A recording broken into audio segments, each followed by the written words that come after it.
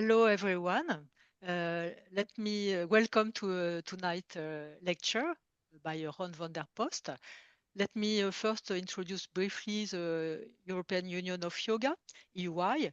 It has been established in 1971. It's now a network of 24 national yoga federations across Europe. It's been known for setting the official European standard for yoga teacher trainings that we are applying in the federation schools, which requires at least 500 hours over 4 years minimum. Every summer in August, the EY holds a big international yoga congress in Switzerland, in Zinal, in the mountains. This year, 2026 Congress, next year, will be Bhava and Rasa, Emotions in Yoga. We shall provide you with a link to the Zinal page in the chat. Right now, we are also running a series of free online talks and workshops on spirituality, featuring teachers and researchers from across Europe. Our guest today is a part of this community. And so let me introduce Ron van der Post very quickly. So Ron runs the top yoga teacher training schools in the Netherlands. What sets him apart is his direct training in India in the early 19th. He's one of the few Westerners with that background. His guru asked him to teach, and he's been doing that so clearly and practically ever since. His teaching cuts to the core of traditional yoga. It's about mental control, not just poses. Everything he does is to support each student's individual journey. Today, Ron is asking us, what if all our emotions, like anger and sadness, come from a single source of love within us? The problem is that our ego twists that love into personal desires that control us. Unfulfilled desires create damage. Ron will explain what classic wisdom yoga says about these forces that push us around. So Ron's question is, if we are being controlled by our emotions, can we ever be happy and free? So Ron, please. Yes, we can be free. Oh, hoera. That's it. Good to know. That's the thing. Emotions. Good evening, good afternoon, people, wherever you are. I will be in Zinal also next year. So if you like to go there to Zinal, it's you're welcome. Today I want to talk about emotions, and especially how, from yoga point of view, we are looking at emotions. First, we have to know what are emotions. What is it that's so strongly in us? Basically, very simply, it is love. Emotions are love.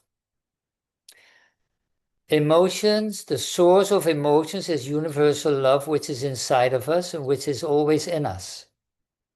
We have just a little tiny problem. We put our ego in between. And on the moment you put your ego in between, it becomes emotion. If you are going inside and you focus on the divine inside of you, then it becomes devotion.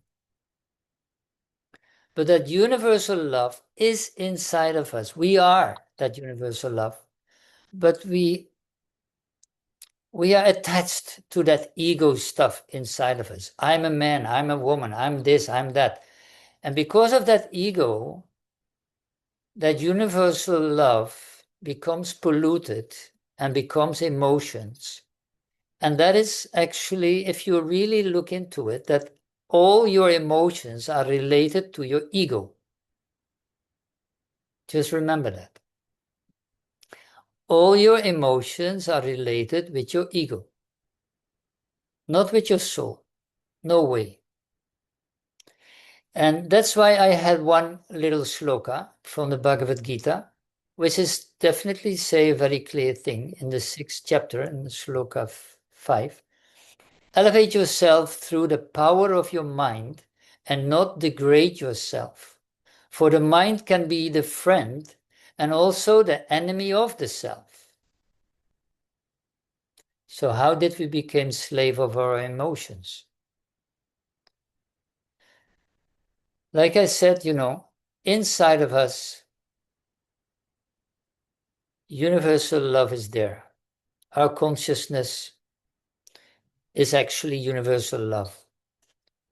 But it gets polluted. Okay, that is a clear picture. So emotions are polluted, universal love, and we work with that.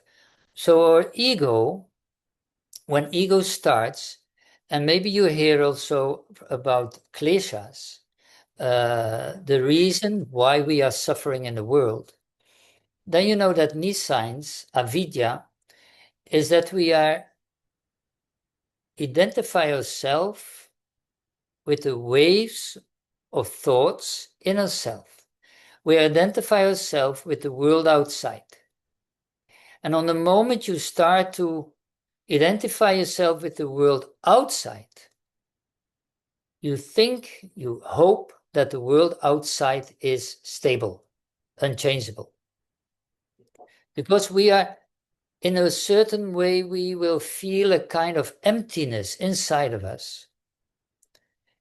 And that emptiness is coming from that unity where we are a part of, but we think we are separated from that unity. And that unity gives us, if we don't feel that unity anymore, we feel an emptiness. And that from that emptiness, there is a desire, a very strong desire of being one again. But now we are focused on the outside world. We start to look for love, recognition, and knowledge in the outside world, in the hope that we can fulfill or satisfy that emptiness inside of us. By the way, that will never happen, but that's another story. Because everything is inside of us. Everything we need is inside of us. Still there, now, even on this moment, it is in you. But we are so focused on the world outside that we can't imagine that this body is not you. That this body is just an instrument. But we get so attached to all things around us that what we call in the kleshas raga, dvesa, you will have a kind of resistance against some things, and you want to attract some things. So there's a positive and negative. Something you like is something you don't like. That is a constant battle in ourselves. Raga and dvesa. That means that if you get satisfied by a desire, then what happens? You're satisfied, you feel good, and you want to repeat that. You want to have it again. But if you don't get satisfied, what will happen? You're disappointed. If you stay disappointed, you become sad. If you stay sad, you become irritated. If you stay irritated, you get upset. You become angry. Finally, you will be aggressive. So all these effects, disappointment, sadness, irritation, upsetness, anger, aggression, it's all because of a disappointment and not fulfillment of your desire, your wish. So whenever you see aggression in the world, there is a disappointment. Wherever you see struggle between people, it's a disappointment. Everything is a disappointment. It's a desire inside of us.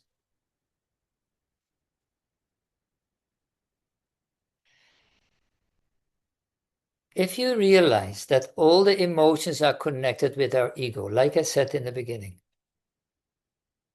if you see that all the emotions as disappointment, anger, sadness, is all related with your ego, is all related with your desire and a disappointment of a not fulfilling desire. Think about that. In every way, in little examples and big examples. We are so used to work with emotions. Oh, I don't feel good with that. Why? Why don't you feel good with that? Why does yoga tell you try to be the watcher? Go above these emotions. See what really happens, where that desire from you is coming from. That's a challenge. That's reflection. Through reflection, you will experience, you will feel that these desires are coming from a deeper layer inside of you. Because there are some forces inside of us which are compelling us to act. Actually, you can say that your thinking is a slave of your desires. Let me explain. There are 4 forces in us which are the cause, the reason for our actions and way of thinking in the present.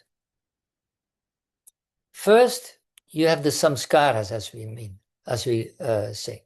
Samskaras are the impressions which are stored inside what we call karmasaya, that is the storage of all our impressions, from not only this life, but also from previous lives. So you have a big storage.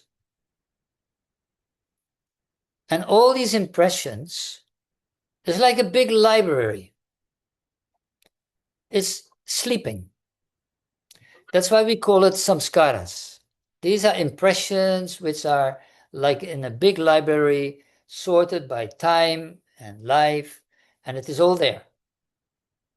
All your, not only your actions. People think it's the actions. No, it is the thoughts.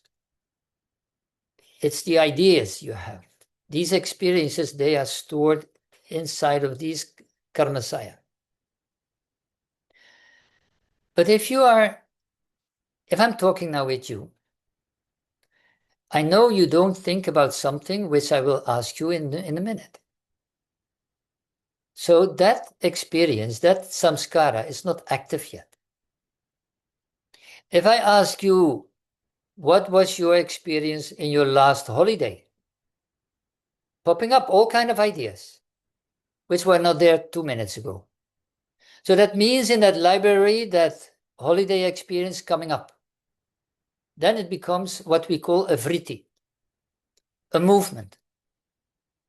And through that, if it is coming inside of what we call subtle body, where ego, mind, and intellect are living, then all these emotions are coming up also with it. Right? That means that the situation on this moment is ruled by the past. Because of these experiences, they can only be triggered by a situation where you're in.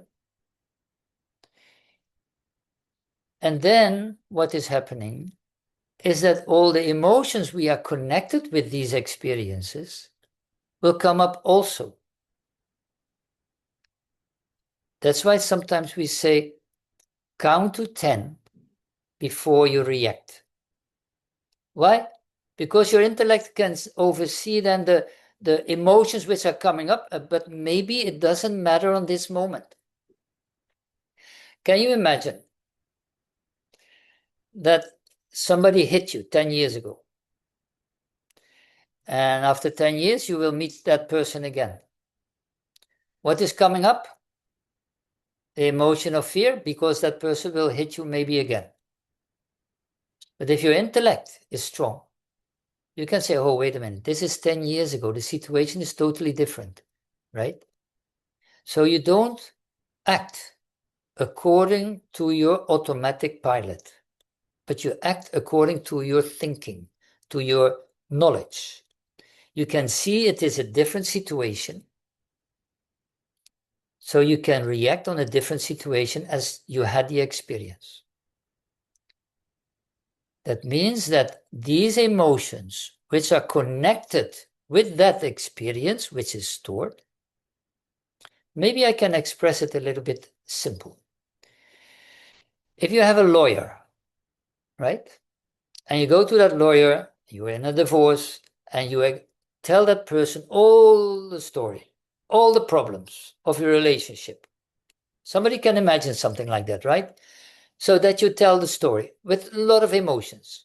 But what does that lawyer do? He will write down, registrating all the information without any emotion, because that is with the person who is telling it.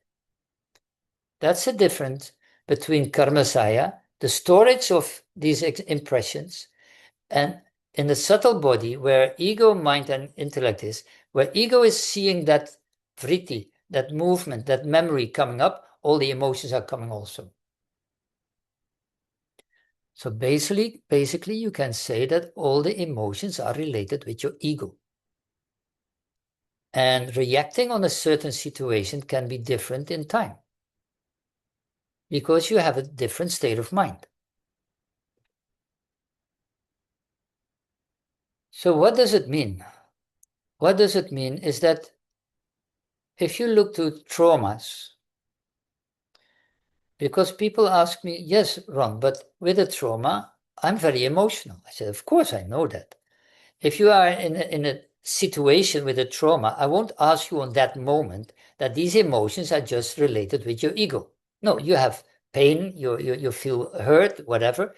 But after a little while, you can say, okay, this is what has happened with you. When people come to me and we talk about the trauma from the childhood, I always tell them that emotion which is connected with that trauma is truth, is real. But you can consider the situation that you are now 30 years, 40 years more further in the future, and you're looking back. Should that same emotions be there? Doesn't have to be there. You can watch the situation from a totally different point of view. You don't reject the emotion. No, you see that emotion is there as a child. But you can also see it now from a different point of view. So in yoga, we say, look to the other side of the coin. Because you can put these emotions, these experiences, these samskaras, also as karma. If you talk about karma, that means that your actions will have a reaction. Simple as that. Not only in this life, but also in future life. In this life, you have all kind of karma, which from previous lives, up to 20 lives back. So don't try to figure out where it comes from. How did it come to you? No, just experience what is coming on your plate in this life. So karma is telling you that you will go through all kinds of situations where you should learn something. And every situation has two sides, the part of suffering and the part of learning. If somebody is getting raped, I will not ask that person on that moment, what do you learn from this? That's nonsense, because this is painful and this experience, you should, go through it. But later on,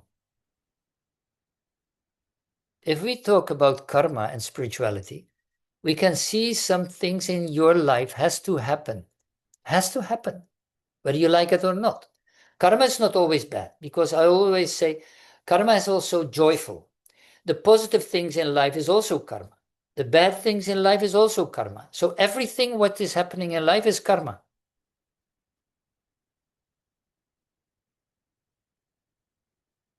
So we should realize that whatever you go through in life is in the outside world. and you get attached to all kind of traumas, you get attached to all kind of joy. We attach ourselves so much to the world outside that we forget who we really are. If you go inside, if we try to go above that, the mindset in us, then we realize that there is more than only these emotional attachments to this world, which can be bad, which can be joyful. Both are there. They can't go without each other. You have suffering, and we also say that basically we can suffer from the joy, because we know that enjoyment will be finished. So basically I always say, and if you read the sutras of Patanjali and the Bhagavad Gita, they say very clearly, don't go for the enjoyments in the world. It's limited.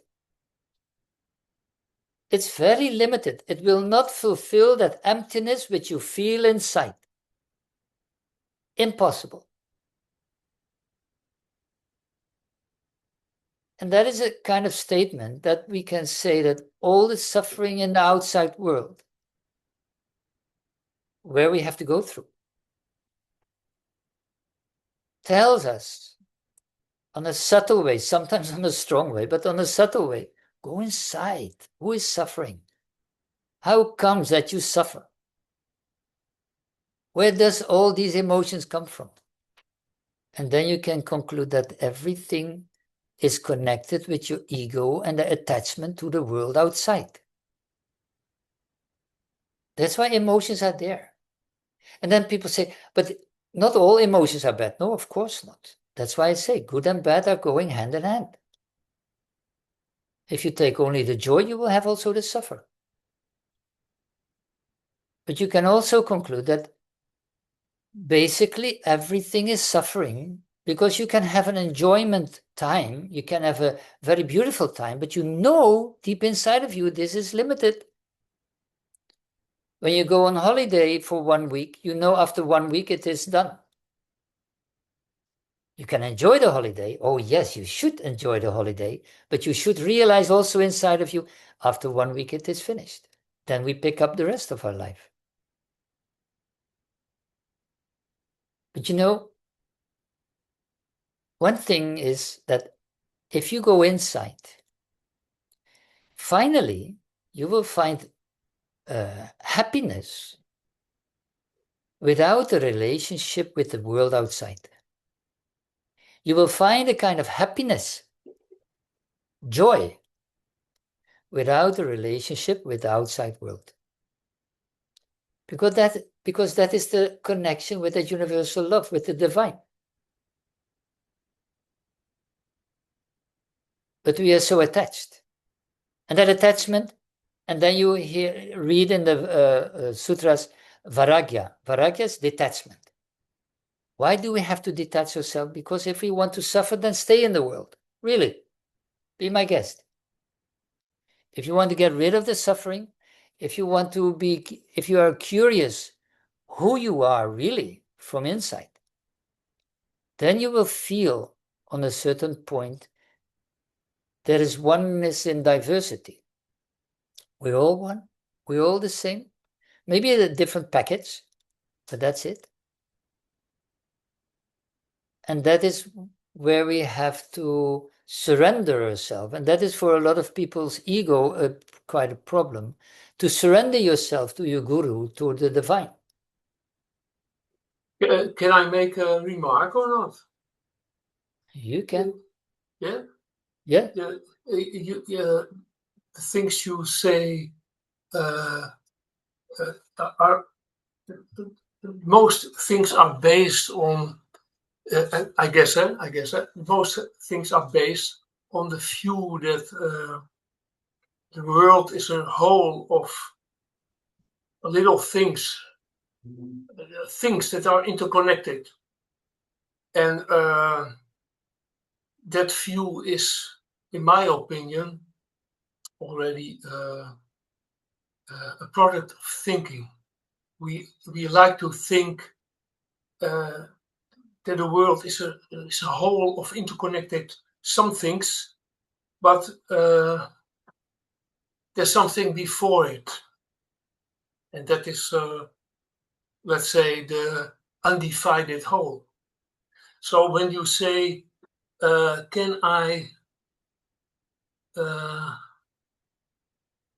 for example, when you say everything is connected with your ego, I agree in some degree, but the ego is also, as is everything else, is constantly changing.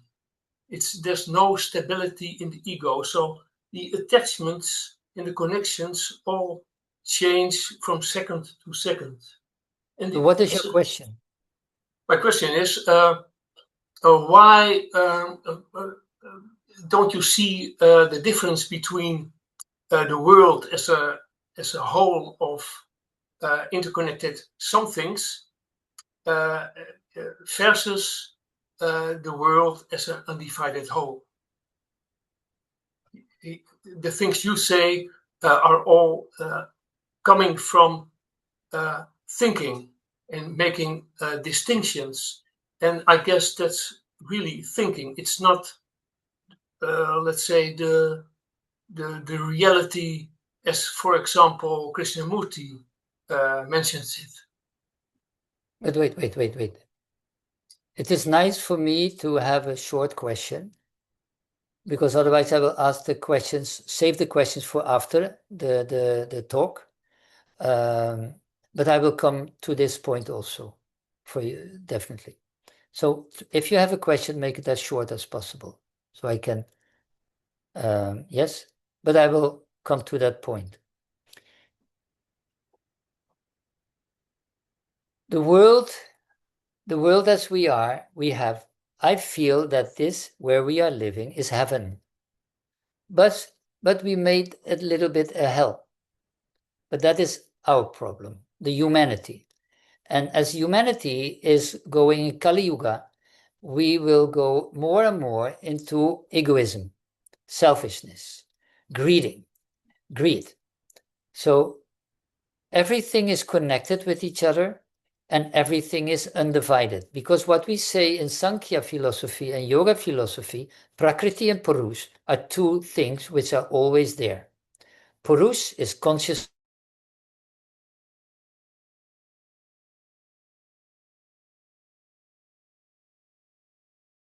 Consciousness. Purush. That is what we say, that's what make everything.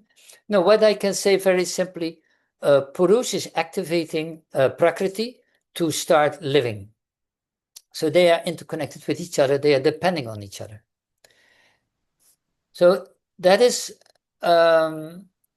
what I want to say, because what we all as human beings have the same is that desire, every human being, in not only this world, in every corner of the universe, and desire and personal attachment is the driving force for action. And that a process of thinking is most of the time an instrument of desire.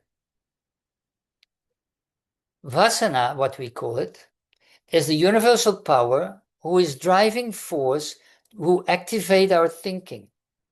Otherwise, we can say the power of unfilled desires is the root of all man's slavery. And this is what we can see in this time where we are living, what we call Kali Yuga, where we get away more and more from divinity. We get away more and more from our true nature inside of us. And we are more focused on the world outside. That is the way. And everything you are doing, what we are doing here, is through our thinking. And if we go above thinking, that's why we say in meditation, stop thinking. Stop all chitta vritti nirodha. That means that all these vrittis, which we, yoga chitta vritti nirodha is yoga is actually calming down all these vrittis, these movements in our thinking. That's when yoga starts, not before that. Before that, we try to start yoga. But first, we have to try to silence the vrittis, the movements of our thinking. Because our thinking is the biggest mistake we make. We think that we shouldn't do. If we go above thinking, we come in a totally different dimension. And if we go into that dimension, that personal emotion is not there. It is only related with ego in your gross form, in your lower nature. And lower nature means in yoga that lower nature is ego, mind, body, and senses, which are dominant. But if we can go above that part, then we come in a total different state of mind. And where we will feel that universal love is existing still, always, wherever. It is undivided. We can't separate anything. Everything is one. But in the time being we are in this body, we feel that we are separated. And what I said in the beginning, there are 4 forces who are compelling us to act. And that is what I said, the samskaras. Another one is karma.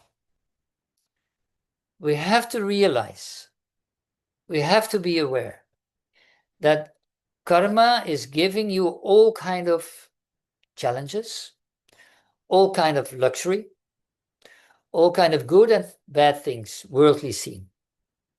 So some people get a lot of negative karma and they feel a victim. Some people, we think they have only the luck of the life. Karma is just an effect from the past. So we have to deal with that part. What is coming on our plate of life? We have to deal with that. That is karma. What we also have to deal with is the evolution. From the moment of conception to death, of birth, then you know that your body is going through all kind of processes in life, all kind of. And every change in your physical process is giving a change in your hormones, in your habits, in your behavior. So all kind of changes in your body will have an impact on your state of mind, has an impact on your mood, right? So that means that we have to realize that if you have a disbalanced body, that these processes of your physical body will have a bigger impact than if your body is in balance. That's the reason why we do asanas, to balance the prana in our system. So if you have a balanced prana in your physical body, then all these processes which you go through as a person will be smoothly. If there is a disbalance, then it will be a little bit more problem. So that is the evolution part, which every individual human being in this planet and in the universe has to deal with. This can cause all kind of problems, mentally, emotional problems. If your body is not functioning well, if your body is sick, if your body is out of balance. We all know it has also a mental state, a mental effect. So if my body feels good, then a mental state is more easy to be good. So our desire, deep desire, is that we want to have a healthy, functioning body. We want to have a healthy state of mind. We want to have a healthy happiness, a love life, whatever you call it. We have so many desires that we don't realize how many desires we have in life. And if you get a disappointment, then if somebody comes to me and say, oh, I have all kind of pains, Then I'm asking the food he's taking or she's taking. I'm asking the behavior, the habits. I ask the movement. How do you move? Do you yoga? Do you whatever? And they don't do anything. Then I say, oh, sorry. We have to take responsibility of our own body, of our own state of mind. You're responsible for your health in your physical body, emotional, mental, intellectual, and spiritual body. You can't blame no one. No one. That's your responsibility. That means that everybody with all kind of problems, physical, mentally, emotionally, intellectually, you should go and reflect on yourself, go inside, and try to be responsible for your health. And maybe it sounds harsh to people who have all kind of problems, but basically, yoga is a way of life. It's not a treatment. It's not a solution. It's a way of life. And that way of life means that we reflect on what is good for this body or not. And then, yes, then raga, dvesa, like I said in the beginning, will come up again. They will struggle. Oh, I like this ice cream. No, no, no, no, you have diabetes. Oh, but that ice cream looks so nice and it is warm weather. These struggles are all constantly there. Who is winning? Intellect or mind? This battle between intellect and mind is constantly in your life, with little choices and big choices. Constantly it is there. You can't put them away. So the samskaras has a big impact in our daily life. This evolution has a big impact in our daily life. This karma can has a big impact in our daily life. And the last one are the desires to the future, your expectations. If you have a partner, friends, or people, do you have expectations to them? Do you have expectations? Do you get disappointed? How many times you get disappointed by your partner, by your friend, or by your teacher, or by your whatever? That means you had a desire. That means you had a desire to a good connection or to honesty or whatever. There is a desire inside of you. So whenever you get disappointment, realize what is your desire. Don't fight with the messenger. That's not handy. Most of the time, the people are focusing you, of blocking you for, hey, I'm disappointed in you. And I say, okay, how can I disappoint you? So that means you have a desire to me. You have an expectation. And I didn't fulfill that expectation, but you didn't ask me. That means that I'm the messenger, but don't kill the messenger. We know that expression, don't kill the messenger. So that means that you have to realize to reflect on your desires. In all these years of yoga, I realized one little thing. If we can bring down all the desires, life becomes more light, more easy, more relaxed, because you can't get disappointed. Because life is as it is. Life is, as like I said, the fourth power is the future, to have expectations. And not only the expectation, you can have an expectation, but if you go for the fruit of your action, then you get disappointed. So you can have an expectation, but if it is not fulfilled, don't get worried. Don't make a problem.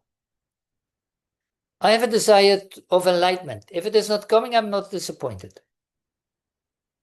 Right? But it gives me a path which I walk, of spirituality, of yoga. And I do that with the best intention I have. So you can have desires, you can have expectations, but if it is not fulfilled, don't make a problem. Because if we go for the fruit of our actions, that is creating all kinds of disappointments. Because desire, to have a desire is not bad, it's not strange. We have it. But we have to be aware where our desires are coming from. And that is at root base of, you can imagine that if we are looking for love, recognition, and knowledge, if we don't get that, we will try another way, in a bad way maybe. And then ego, jealousy, and power will work with us to receive that knowledge. In the world on this moment, you have so many examples with that. So the emotions are constantly related with our ego. So these four powers, I call them, conscious or unconscious, are forcing you constantly to act, whether you like it or not, whether you're aware of it or not. And all your judgments, every opinion, every thought is influenced by these powers. And what to do with traumas in relation with karma? You know, if we don't express our emotions, that is another thing, because I said emotions is love. But if you don't express these emotions, don't expect anything from the other person. Don't expect that your desire will still be fulfilled. No, you can express your emotions. But if we keep them in, we make our system sick. We make this physical body sick. First, the mental body is sick, then the physical body gets sick. Why does anger weakens the liver? Why grief, is weaken the lungs? But also not only the lungs is not only grief, but it is also standing your ground, feeling the space to take your space. If you worry a lot, it's not good for your stomach.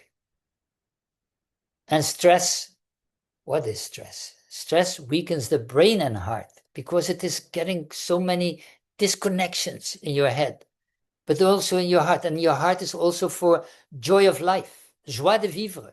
I like that word in French more than in English. And fear, all kind of fear of big changes, is the kidneys. So by holding your emotions, tidying them up inside of you and don't express them, is making your system sick. And that is what we can heal. We can heal it because what we do with asanas, what do we do with pranayama? Actually, the asanas are making this body flexible and strong. But moreover, it is balancing your pranas. Your apana prana, your samana prana, udana prana, vyana prana, and pranavaya. These pranas should be in balance so the physical system can work and so your mental system can work. Emotions can block it. We contract the muscles when emotions get too much. We go in a kind of fetus position if emotions are becoming too much. So a lot of tension, a lot of stress is creating a lot of blockage inside of our body. Not only the physical body, mental body more. First it starts in the mental body. Then slowly it goes down into your physical body. So that is the effect of the emotions which we have, which we feel. And we can, what can you do about it? Do we have a free will, right? That is always the question also. Maybe you know the words, the gunas, sattvic, rajic, and tamasic. There is a kind of free will, which is limited, I tell you. But this free will gives you a lot of space, a lot of opportunities. If you want to be the victim of your traumas, you will stay in tamasic state of mind. If you are in the rajic state of mind, you will fight everything. You will be a fighter. If you're in a sattvic state of mind, you will think about the possibilities. What is the reason why this is happening to you? You will start to observe the situation you're in. So what is the space of freedom? You can choose between the tamasic, rajic, and sattvic state of mind. This will help you. In the sutras, it is written very clearly. Try to think the opposite. If you have problems with some kind of habits, try to think the opposite.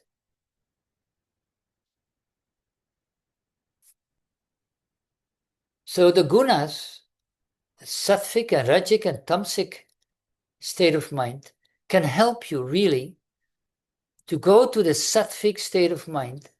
And actually the goal in life is that the sattvic part inside of us should rule the rajic and tamasic part. They are part of, those three are part of prakriti. Prakriti, sattvic, rajic, and tamasic.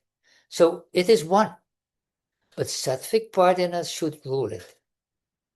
Then we will be a balanced person. Then the balance in your body, in your mental body, in your physical body will be slowly, slowly coming up.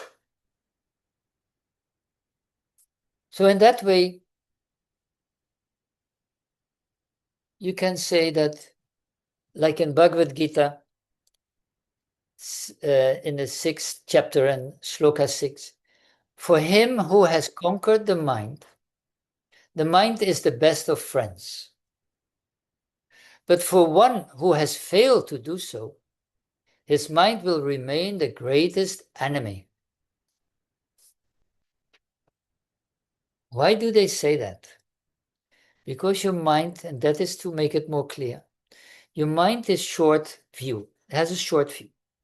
Long-term view is intellect, and short-term view is mind. Mind just wants to have a satisfaction, direct satisfaction. Your mind is not eager to change. The mind wants to hold your habits. That means that if you want to get out of the line, out of the comfort zone where you're in, you have to do it. You have to do it yourself. Because why are we attached to our habits? Why are we attached to our comfort zone? It gives us a fake idea of permanent something. But it is not permanent. Nothing is permanent in life. Nothing is permanent in the world. Nothing. But still we are looking for permanent things. Eternal love, eternal knowledge, universal knowledge. But as long as you look in the outside world, you will never find it. Never. It is inside. Or you go above the worldly thinking, and then you come in another dimension where you will feel and will you experience that universal knowledge and that universal love. But you cannot experience that in your worldly thinking. If you go inside to the divine and you surrender yourself to the divine, then you will have experience. That's why Patanjali said also, Ishvara Pranidhan, surrender you to God. Then you will have that experience too. That brings you to the samadhi. That's the escape route. So if you want to go quickly in samadhi, go and surrender yourself to God. That's all. That's simple, right? It's a simple one. Then you have to ask yourself another thing. Why am I not doing this? What is holding me back? That's your question. That is your answer to give for yourself, not for me, for yourself. What is it that hold me back to surrender myself? When I surrender myself to my guru, my friends and family said, what did you do? I said, I surrendered. And that gives so much freedom, that gives so much peace, that gives so much, I can't have the words for that feeling. Maybe bliss. Coming home, right? But then you have to surrender. Surrender your ego, and that is the hardest part of life. That's why it takes so long. So many lives you have to go through it to surrender that ego. Then you realize, oh, that ego is only an instrument. Only I identify myself with that instrument. Pitiful, but okay. So, as long as you're a slave of your emotions, means if you keep the automatic pilot where it is, you will stay in your comfort zone. You will stay in the modus, your state of mind where you are in. Is that good or bad? It doesn't matter. I feel that one day you will have an inner feeling, desire of going inside. You will have that inner feeling, and then that point, that moment, you can be the watcher. And if we are the watcher, I will share one experience which I had with my guru. I was with him and I had a discussion with someone, a really emotional discussion. And we were really fighting a little bit. And Swami Yogananda was sitting in the corner, and suddenly he said to me, go up. And I get out of my body. I saw the situation down from me with myself and the other person. And suddenly, because I'm getting out of that state of mind, I realized the whole situation very clearly, very crystal clear. When I came back, there was no anger anymore. There was no struggle anymore. There was no fight anymore. I could hug him. Why? Because my guru told me, gave me the opportunity to go above it, go out of your body, see what is really happening, and see the struggle of the other person, see the struggle where it comes from me. So then I came down and I felt love, only love. That means emotions are temporarily. Emotions are ego related. And the relation with emotions is constantly related with your ego and your life in society, with your life in the world. Is it good or bad? It doesn't matter. This is how it works, how it goes. But if we really want to get out of that system, above that emotion, then we should become the watcher. And that is what we say, emotions are relative, but try to see the other side of the coin if you look back in the past. That's why the difference between Western psychology and yoga, we are looking forward and ask you, where do you want to go? I'm not looking backward to these emotions. You had them, but where do you want to go? Let's work on that. Where do you want? Make your goal clear. And if you make your goal clear, then you will notice and you will experience that there is no distraction which take you away from that path. If you go to Sutra 130 in the Patanjali Sutras, the 9 distractions, it's very clear, a lack of a goal in your life. And then you won't get distracted. If you have a clear goal, you don't get distracted. You don't get so emotionally overwhelmed in your life. But still you can be involved with life, because you see everybody as a brother and a sister. So we love each other. So you want to help each other. How simple can that be? The only little problem is that we think, and the little problem in that thinking is that we identify ourselves with our ego. Actually, that's the whole problem. Little problem. Stop thinking and drop your ego.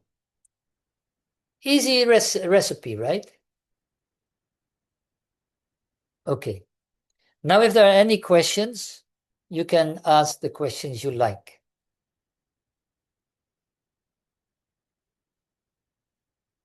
Okay, I have a little question. Yes. My question is, you said some things about to go inside without a joy, without a relationship with the outside world. Do you see the outside world as separate from ourselves? If I think of a person who is colorblind, he is not colorblind only in his own house. He sees no colors up to the end of the universe. So I don't see the outside world as separate from the inside world. So I can how do say you the see? outside world I call Prakriti, nature. Okay. Everything which has form and name is outside world. That means what you can say, that your body is outside world. Your way of thinking is outside world. Mm-hmm. Because it is all related, and it is Prakriti, it is nature. Subtle, but still it is nature. Your causal body is nature. Everything is nature. So that is what I mean with the outside world. If you go into the inside world, this is above causal body. Is the inside world somewhere else than the outside world? Is it another place? Nowhere. No, I guess not. no. No. It is just So it's the same. So it's the same. it is not the same in that way, because it is how you experience the outside world and how you experience the inside world. If you are enlightened, you will experience the outside world as the inside world. But if you're not enlightened, you will not feel the difference, because you are inside the world and thinking constantly. So there is a difference in experience. Okay. So that's why I said in the beginning, Earth is like heaven. But we made a little mess of it in Kali Yuga. But basically, if you want to see heaven on this earth, heaven is here. It's Hell inside. also. That is what I mean. Okay. Okay. Thank you. Ron, I have a question. Yes. When you were speaking about the crystal clear situation, did the other person receive the same message from your guru, so that he or she had the same feelings as you? No. He didn't get to say the message go. Okay. Then also, not just to be more serious. So that makes me think a lot about Saint François d'Assise and the way to be such a simple life, that everything which happens is the same, so that you are enjoying but not stressing or taking bad thoughts about any situation, and receiving them like a child without problem, or like some animal, in a very simple way, without overthinking things. So here and now, just living the present. It is, if I look to my guru, and I think in the very simple way, he didn't possess anything, right? And in the simplicity of his life, he was always bringing it as a watcher. And if you start watching, some people ask me then, are you not, how do you say that? You stay on a distance. But basically, if you meet someone in emptiness, that means I'm empty inside. Then I give the other person all the space that person needs. There is no judgment. There is no filling in. That there is no assumptions. No, nothing. Silence. And if somebody can come then, that means that you see the person as it is, without my glasses, which is giving me a certain picture of that person already.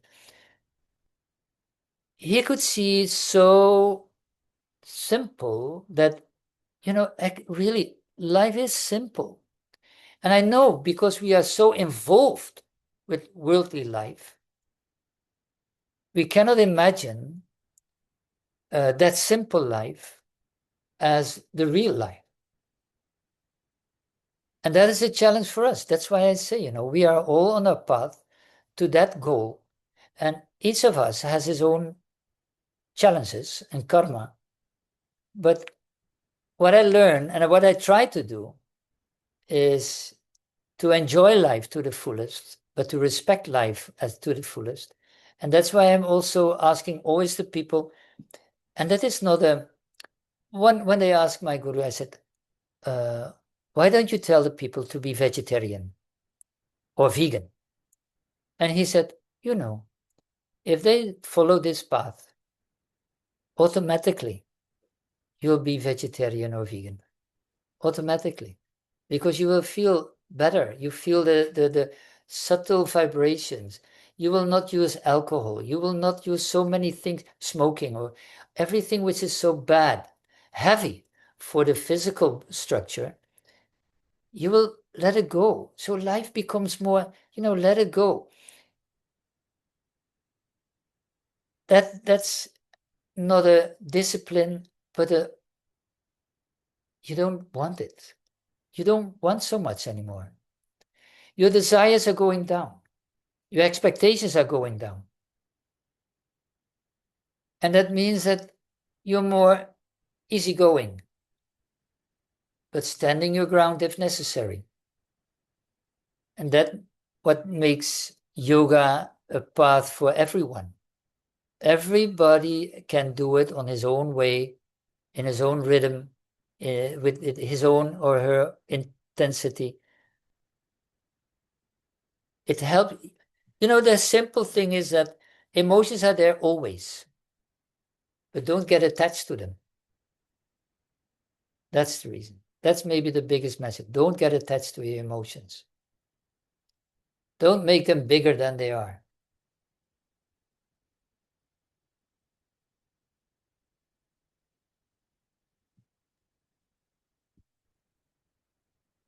Sure. Do we have any comments or questions?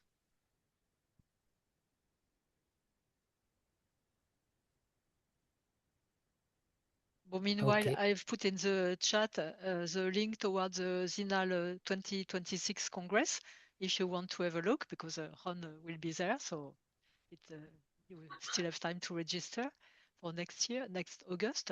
Also the link to the spirituality program where we have tomorrow, Ron will give the lecture in Dutch.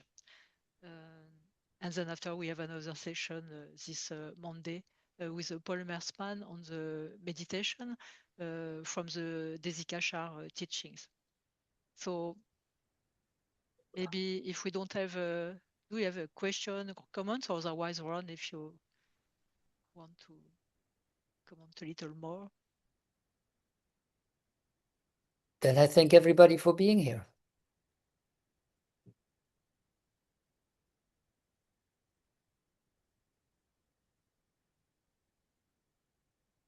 Okay. Okay. So shall we stop there? Yes, I think that's fine. Okay. Thank you.